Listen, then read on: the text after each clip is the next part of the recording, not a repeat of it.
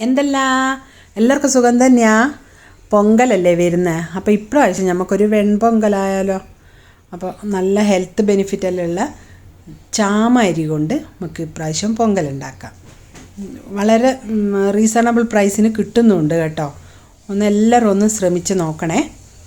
അപ്പോൾ അതിനായിട്ട് ഞാനൊരു പാത്രം എടുത്ത് വെച്ചിട്ടുണ്ട്. അതിലേക്ക് 1 ഗ്ലാസ് ചാമ അരിയും പിന്നെ 1/2 ഗ്ലാസ് ചെറുപയറിൻ്റെ പരിപ്പും രണ്ടും കൂടി നല്ലോണം ഒന്ന് കഴുകി ഒരു 3-4 പ്രാവശ്യം കഴുകിയിട്ട് ഒരു അരമണിക്കൂർ കുതിർത്ത് ഒരു ഭാഗത്ത് മാറ്റി വെക്കാം. അപ്പോഴത്തേക്ക് നിങ്ങൾക്ക് എന്താ പണിയുണ്ട് എടുത്തിട്ടെല്ലാം വന്നോളി. അരമണിക്കൂർ കൊണ്ട് ചെയ്യേണ്ട വേറെ കാര്യങ്ങളെല്ലാം ചെയ്തിട്ട് വന്നു. അപ്പോൾ അതായിരുന്നു കുതിരട്ടെ.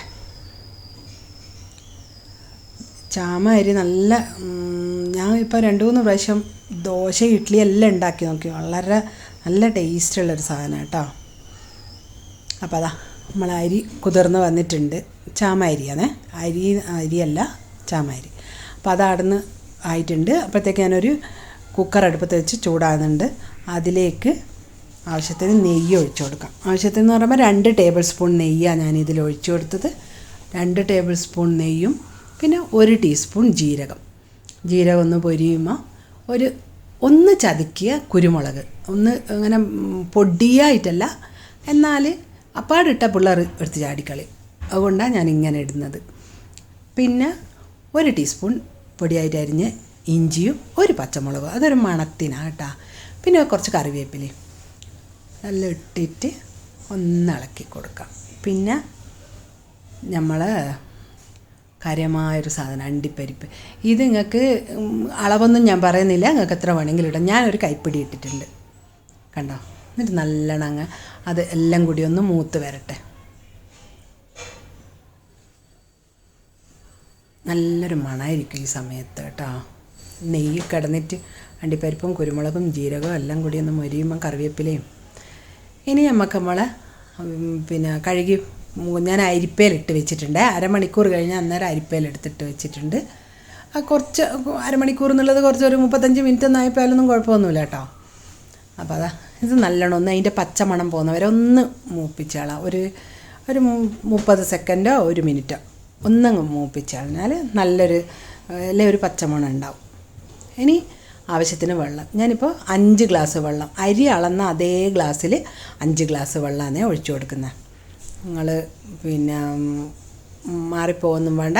കുറച്ച് വെള്ളം കൂടിപ്പോയാലും പ്രശ്നമില്ല. 5 ഗ്ലാസ് എന്നുള്ളത് 6 ഗ്ലാസ് ആയിപ്പോയാലും പ്രശ്നമൊന്നുമില്ല കേട്ടോ. കുറച്ച് പായസം പോലെ ആയി പോകുന്നേയുള്ളൂ, അതൊന്നും പ്രശ്നമല്ല. പിന്നെ ആവശ്യത്തിന് ഉപ്പിട്ട് കൊടുത്തിട്ടുണ്ട്. ഞാൻ ഈ സ്പൂൺ കൊണ്ട് ഇളക്കുന്നുണ്ടൊന്നും വിചാരിക്കണ്ടേ, ഇത് നെയ്യെടുത്ത സ്പൂണാണ് കേട്ടോ. അത് വെറുതെ പോയി പോണ്ടാലോ എന്ന് വെച്ചിട്ട് ഞാൻ അങ്ങ് ഇളക്കിയതാണ്. പിന്നെ നമുക്ക് കുറച്ച് മഞ്ഞൾപ്പൊടി ഇട്ട് കൊടുക്കാം. കാരണം ഇതിന് അത്ര ഒരു വെൺപൊങ്കലല്ലേ, ഇത് വെള്ള നിറം ഉണ്ടാവില്ല. അപ്പോൾ കുറച്ച് മഞ്ഞൾപ്പൊടിയും 2 പിഞ്ച് പെരുങ്കായം. പിന്നെ മഞ്ഞൾപ്പൊടി വേറൊരു കാര്യവും കൂടിയുണ്ട്. കുരുമുളക് നമ്മൾ ചേർക്കുമ്പോൾ മഞ്ഞൾപ്പൊടി ഇട്ടാൽ അതിൻ്റെ ബെനിഫിറ്റ് നല്ലോണം നമുക്ക് കിട്ടണമെങ്കിൽ, മഞ്ഞളിൻ്റെ ബെനിഫിറ്റും നല്ലോണം കിട്ടണമെങ്കിൽ കുരുമുളക് വേണം. അത് നല്ലൊരു കോമ്പിനേഷനാണ്. ഞാൻ ഇന്നാളെ എവിടുന്നോ വായിച്ചതാണേ. അതുകൊണ്ട് എന്തായാലും എല്ലാവരും അതൊന്ന് ശ്രദ്ധിച്ച് ചെയ്തോളേ. പിന്നെ കുക്കർ മൂടി വെച്ചിട്ട് അതിൻ്റെ മേലെ കൂടി ആവി വരുന്നവരെ വെയിറ്റ് ചെയ്യുക. ആവി വന്നതിന് ശേഷം നമുക്ക് വെയിറ്റ് ഇട്ട് കൊടുക്കാം. വെയിറ്റ് ഇട്ടിട്ട് ഒരു 4 വിസിൽ വരണം കേട്ടോ. 4 or 5 ആയിപ്പോയാലും കുഴപ്പമൊന്നുമില്ല. ആ വിസിൽ വന്നിട്ട് അവിടെ ഓഫാക്കിയിട്ടു. അത്ര തന്നെ, മീഡിയം ഫ്ലെയിമിലാണേ. ഇതിപ്പം വിസിലെല്ലാം വന്ന് ആവിയെല്ലാം പോയി നല്ല പാകമായിട്ടുണ്ട് കണ്ടോ. ഇപ്പം കാണുമ്പോൾ വെള്ളം പോലെ ഇല്ലേ, വെള്ളം പോലെ ഒന്നുമല്ല. ഒരു 10 മിനിറ്റ് നിങ്ങൾ വെക്കുമ്പോഴത്തേക്ക് അതപ്പടി പിന്നെ കട്ടയായിപ്പോൾ. അപ്പം അതാ ഇനി ഒന്ന് ഇളക്കി നോക്കാം. കണ്ടോ, ഇപ്പം നല്ല വെള്ളം പോലെ ഉണ്ടാവും. കുറച്ചുകൂടി വെള്ളം ഒഴിച്ചാൽ കുറച്ചുകൂടി നന്നായിട്ടുണ്ടാവും കേട്ടോ. പിന്നെ ഞാൻ അന്നേരം ഇത് മതിയെന്ന് വെച്ചിട്ടാണ്. അപ്പം അതാ നല്ലോണം ഒന്ന് ഇളക്കി കൊടുത്തിട്ട് നമുക്കിനി സെർവിങ് ബൗളിലേക്ക് മാറ്റാം.